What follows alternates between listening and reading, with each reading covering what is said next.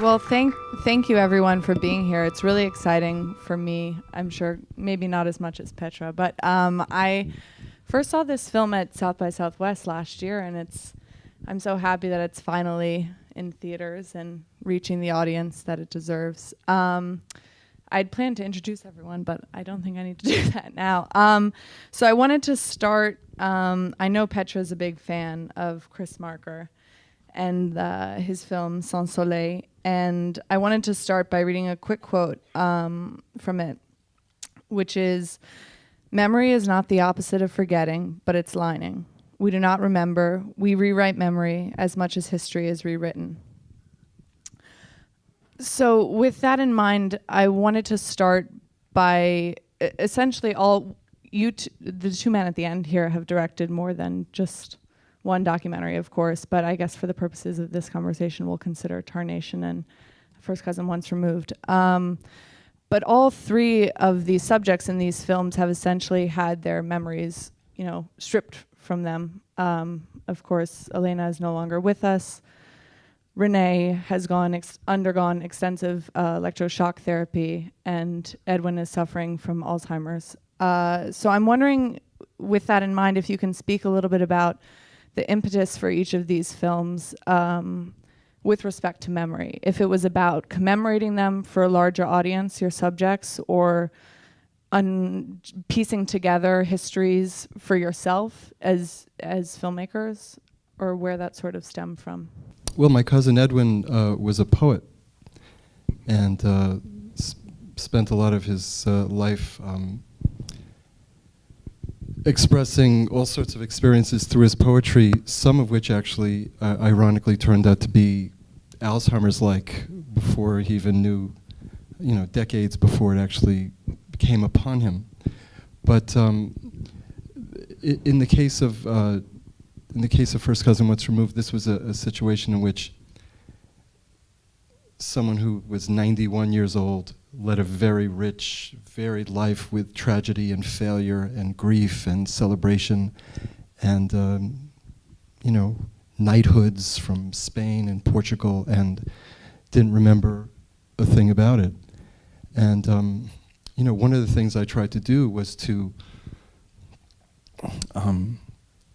use his work, use my understanding of his sensibility, much like Petra does in this film, give the film a poetics that reveal the person, but also show that, just the profound importance of memory in consciousness and especially in identity, and just how fragile it is to be human.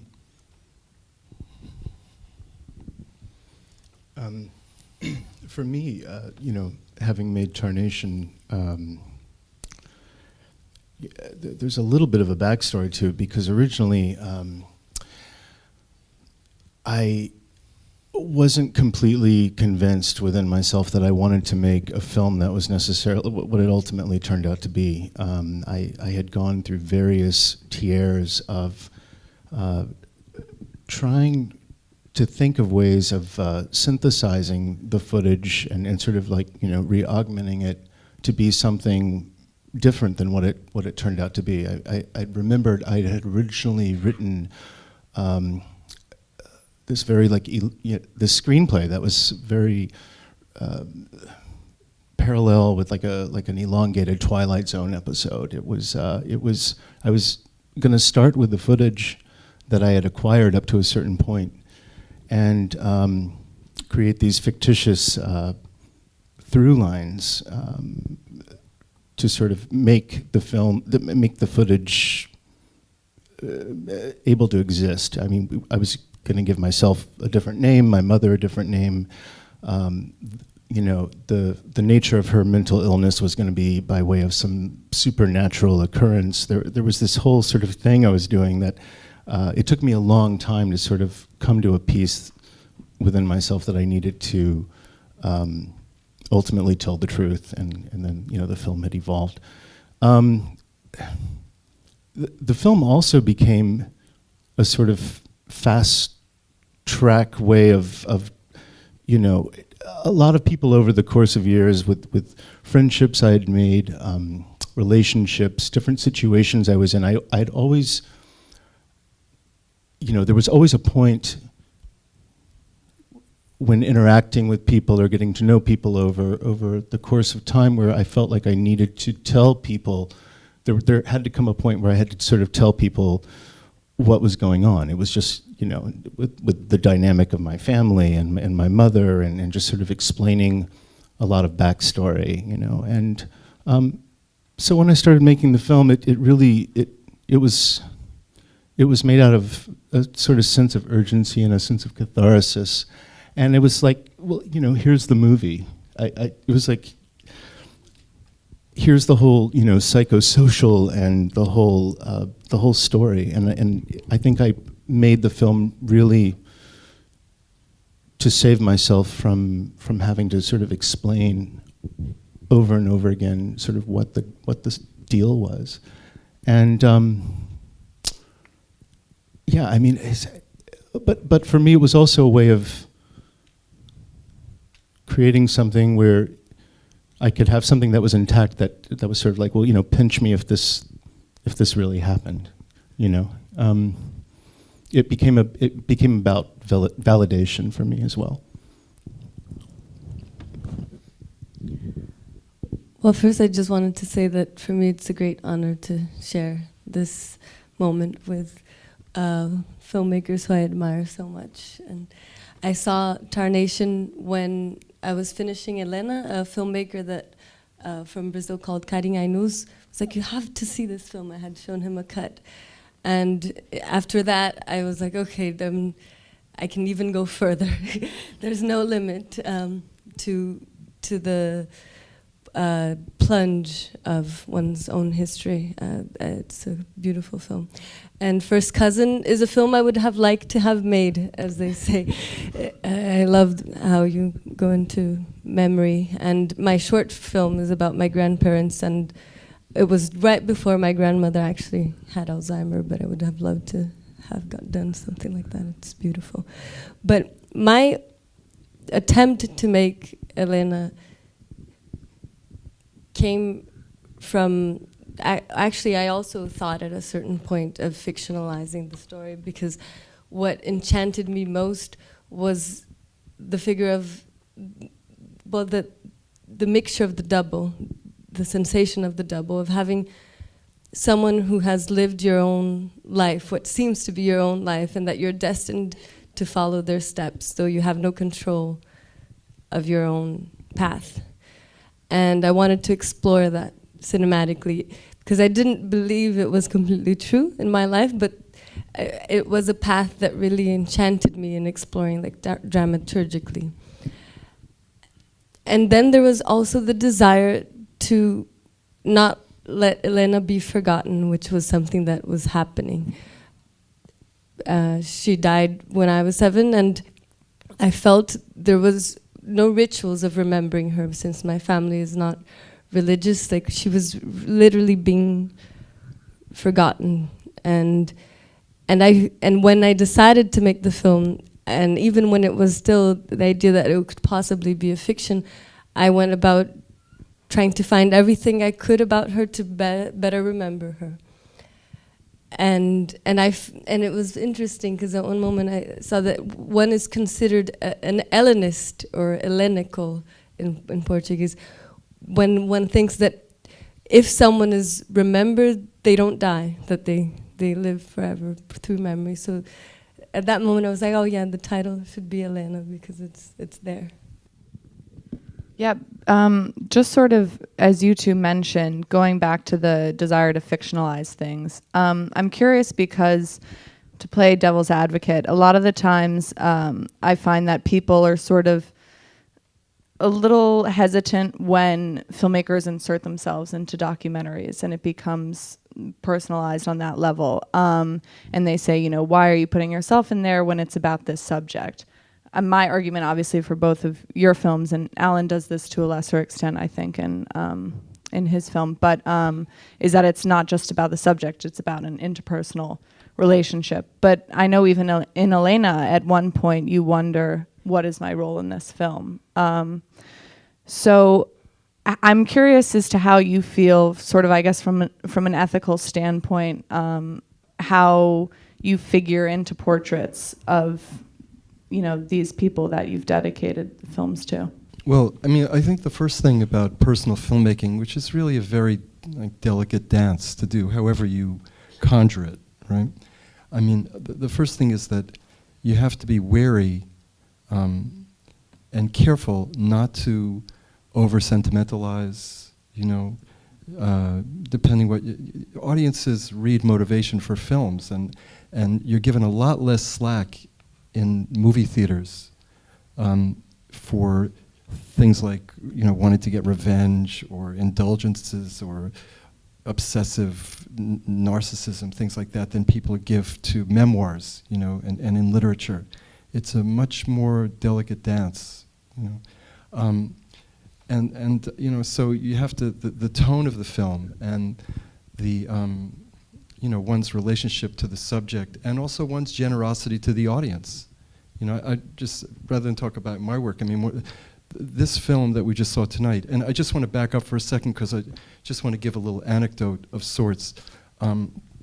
It's really, by the way, it's a beautiful film. Just want to say it's a beautiful film, and it glowed off the screen tonight. But I met Petra in Istanbul like a year ago now. It was like June 3rd or something, when Istanbul had just was in the throes of this protest, and it was a crazy time. And I met Petra at a dinner at a fancy restaurant. Actually, it was a very strange kind of it's a strange evening, and the city was in a very strange place. But and I heard really wonderful things about your film from the director of the festival, and I asked you if I could see it, and you gave me a DVD of the film, or at least I thought you had. You gave me a case of it, and I took it home to New York. I was very excited to see it, and I opened it up, and it was empty. So here I am, No, but I did get to see it for the Cinema Eye Honors. You had downloaded it, and so I could vote for it, which I did for everything that it was eligible for. And then I was just so thrilled to be asked to be part of this, and really it glowed off the screen. Anyway, what I wanted to say is that this film has so many, it's personal as it is, this film has so many dimensions to it, and it uses tropes so beautifully and gracefully that come from the world of fiction as we know it. I mean, the score of this film is extraordinary. For instance, the visual style of this film, the softness of the image, the fact that you're able to use images and sounds and threads and themes like the water, it's about loss and death and madness and love and obsession and family and all these things. I mean, it's just all at once. It's a big soup of stuff, and it all works, and that's just only the beginning of all the things that it's about, in terms of your relationship to your sister and the inheritance, the transmissions is a better word, that you get from her. I mean, I've learned from making personal films that films about the dead are really about the living. It's about legacy, and it's what the transmissions that occur across generations. I mean, it's, again, the introduction of your mother, and all of those connections are also very rich and delicate. And anyway, I think it's quite a film. Yeah.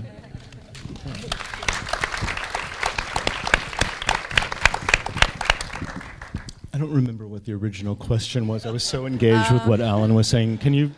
She asked if you'd ever been to Istanbul. I've been to Istanbul. That was the one. I think we were all in Istanbul. Was that only 1 year ago? It was like right. Wait, when did the happy anniversary? When did I run into you in the airport? I don't think it was Istanbul. Was it Warsaw? It was Warsaw. It was Warsaw. Yeah. I have history with each of these people. I have no sense of space or time. Yeah, it was Warsaw. Especially the older I'm getting. Yeah, what was my question was just about figuring as a filmmaker in documentaries that are about a subject distinct from yourself, but also not really, because it's about your interpersonal relationship. Whether you sort of struggled with that in terms maybe ethically, or you wanted to do justice, obviously, to your mother, I'm sure, in making this film. I did. I mean, it was essentially, especially in retrospect, pretty much a love letter to my mom. But I was we just had the 10-year anniversary of the film. I can't believe it's been 10 years at Brooklyn Academy of Music recently, and I remember telling people, I don't know if I actually would have made the film today. I think I was a little less inhibited when I had made the film. So I think, first off, I don't know if I would have made the film today, and if I had, I don't know if I would have made it in exactly the same way.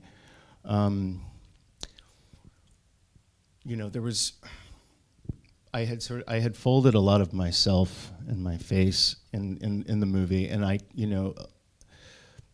don't know if I would have done that now. And the reason I did it, like just going back in my mind's eye of why I made it like that and sort of put so much of myself in it, is because, my mother and I, we really do have a very symbiotic relationship that's very, very powerful and strong, and it's indescribable, and I live the sequel every day. It's not this 88-minute movie that sort of people can just sort of walk away with, and it's not just this self-contained package of this one story. There's so many levels to it, and it's very complex. Like myself, my mother. It's a lot to explain, but my mother. There's this sort of, I don't know if anybody's seen the film, I don't give it away too much, but through her illness, there's this sort of other person, or there's this sort of whole version of herself that I've gotten to know, that I'm just sort of able to see, having growing up with her all my life. I've been able to sort of see this original version of her, or this sort of whole facet of her personality that's not fragmented by schizophrenia. And with that, she's always wanted to sort of tell her story, and she does. She's always trying to tell her story, and she's constantly sort of making repetitive attempts at talking about her story all the time, with her backstory and a lot of the things that she's been through. And so I think I made the film for that reason as well. I was a real sort of advocate in a lot of ways, for her to tell her story, and for me to tell the story from my POV as well. And because her story is sort of, the films are very, very similar in a lot of ways. I mean, our relationship is symbiotic in the sense that what she goes through inevitably affects me, both physically and emotionally and financially sometimes. And so it's, there was just a big sense of urgency to get the story out. And I'm glad I was able to do it, and I'm glad it came out during a certain space and time. When it came out, 2004. I don't know if the film would have resonated in the same way today, with the advent and onset of all the noise of YouTube videos and just all the noise from there were devices I chose to use, like text on screen and sort of montage-y kinds of things that I don't know would have sort of worked in the same way today. So I'm really grateful that the film was able to be made when it was made. Well, that was also sort of an additional thrill about the film, was that you assembled it on iMovie, right? Yeah, it's made on iMovie 1. Yeah, so I wonder if we can talk a little bit about the editing processes for each of these films, especially because they're all pretty compact. I don't think one exceeds 90 minutes, and you both edited the films yourself. And they deal with mixed media. Like, you have a lot of archival footage. There's videos from Elena shot from her youth. So if you can speak a little bit about piecing it all together and sort of tough decisions you had to make in the editing room. Isn't it Elena's turn to say something? Where is she? How much time do we have? Not much. Okay. Oh, okay. 5 minutes. Because You wanna? I wanted to thank some people while I have a chance before everyone leaves. Because even though this story is so personal, it was only through the hands of many people that it could come to exist and to have life, and through the generosity where they like invested it in it as if it were their own, as if it was their own story. So I wanted to thank the Elena team who is here, our associate producers Thiago Pavan and Moara Passoni, our screenwriter Carolina Ziskindi. You can raise your hands. Our DP Janice Davila. Kristen McCracken, Michaela Beardsley, who have been working with us in our outreach campaign fantastically. Sophia Geld, Patricia Saltara, and our partner, and Danielle Varotto, our amazing editor. Dave Sinaigo, Marissa Sinaigo. Our partners, Andrea Swift from the New York Film Academy, Cinema Tropical, Carlos Gutierrez and Mary Jane, Susan Norgett, John Vanko for bringing this film here. I really am extremely thankful. I hope not to be forgetting anyone. And my sister, who is here, giving me a lot of support. Manuela Costa, not Elena. I have another sister.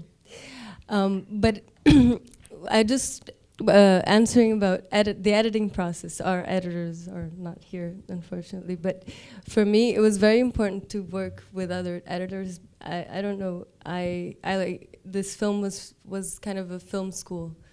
I didn't go to film school. I was never like a cinephile totally, and I learned so much through my editors. I would be constantly like filming and editing, and the first thing I edited, actually this part was alone, was all the archival material of Elena, which I never had known it existed. We had never seen it, and it was like the magic of cinema, of bringing you back in time for me, like a tunnel of time, going 20 years earlier, at a time I had no memory, and seeing Elena dance with me. Like we were never that close after once I had a conscious memory. Like I had very strong memories of her, but it was of like this kind of strong, somewhat critical figure, but that extremely loving Elena I came to know through the video. And I found all those images of her dancing and did a little 10-minute clip of just her dancing and dancing and dancing and spiraling. And for me, that was the heart of the film, and it really guided me throughout whatever I was filming after. That I wanted the film to be a dance with Elena, a dance with the dead, and a dance with New York, with my memories. And so when I came to New York with Janice Davila, we were kind of trying to figure out like how we could dance with the city. And filming a lot with Super 8 and 5D and 16, trying to to find textures that would reveal what you feel when you're looking at a place that has marked you in the past so much that you're looking at it now, and at the same time you're looking at it as if it were this other country of your memory. And the now is not just the HD now, it's kind of the subjective feeling of the now, so how to find that. So, yeah. I have so much more to ask, but unfortunately I think we have to wrap it up because we have to prepare for the next screening. And Ana Cisa yeah. Pinto. Thank you, Ana. Sorry we didn't get to ask the audience, but I'm sure you can come hound Petra and other, the rest of them after if you'd like. Thank you for being here. Thank you, Sarah.